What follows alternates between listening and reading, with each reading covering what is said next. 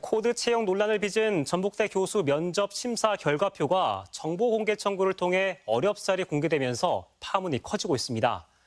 연구 능력이 탁월하고 논문이 우수하다고 이미 1, 2차 심사에서 검증된 단독 후보들이 연구 능력이 부족하다는 이유로 탈락한 사실이 드러나 모순아니한 말이 불가피하기 때문인데요. 면접이 기존 절차를 모두 뒤집었다. 이런 게 코드 채용 아니냐는 의문이 커지면서 채용의 공정성 문제가 심각하게 대두되고 있습니다. 이주연 기자입니다. 전북대 교수 채용 최종 면접에서 탈락한 후보자가 정보 공개 청구를 통해 입수한 평가표입니다. 1, 2차 학과 평가를 통해 단독으로 추천된 후보였지만 최종 면접관들로부터 획득한 점수는 10점 만점에 2점, 5.5점, 7점, 7점, 7점, 7.5점. 합격선인 8점 이상을 준 면접관은 단 1명뿐입니다. 또 다른 후보자 역시 심사위원 7명 가운데 5명으로부터 8점 미만을 받아 결국 교수의 꿈을 이루지 못했습니다. 심사 항목은 인격, 의사소통, 연구 능력, 본교 기여 가능성 등 모두 4개로 세분화돼 있습니다. 4가지 모두 성격이 전혀 다른 평가 항목이지만 일률적으로 0.5점을 주거나 1점을 주는 등 예외 없이 똑같은 점수로 통일해 후보자를 탈락시킨 심사위원도 여럿 눈에 띕니다. 각각의 평가 점수가 어떻게 이렇게 동일하게 점수를 줬는지 전 이해할 수가 없고 떨어뜨리려고 일괄적으로 점수를 1.5점이나 1점이나 총점 8점 미만으로 탈락시킬 경우 반드시 기재하도록 돼 있는 사유를 살펴봤습니다. 연구 능력 또는 실적이 부족하다, 논문의 수준이 낮고 정당성이 미흡하다, 주 저자로서의 기여도가 의문이라는 등 상당수가 전공 분야의 전문성이 미흡하다는 이유를 달고 있습니다.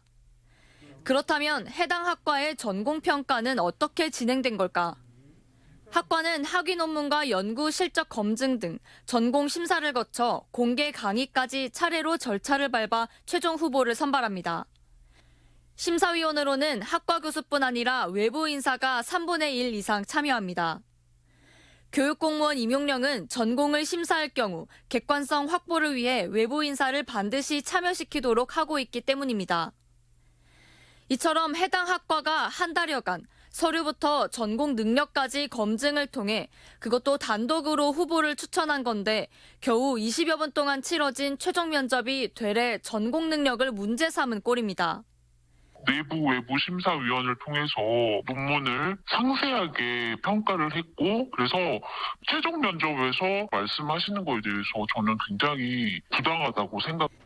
최종 면접에서도 전공을 심사하려면 역시 교육공무원 임용령에 따라 외부 인사가 참여해야 했겠지만 오롯이 총장과 처장, 학장 등 학내 보직자들만으로 결론을 내면서 논란을 더 키웠습니다. 1순위가 이유 없이 탈락이 됐다 판단해낼지 그럴 경우에는 반드시 정확한 근거를 제시하고 또 객관적인 평가를 받아야 된다.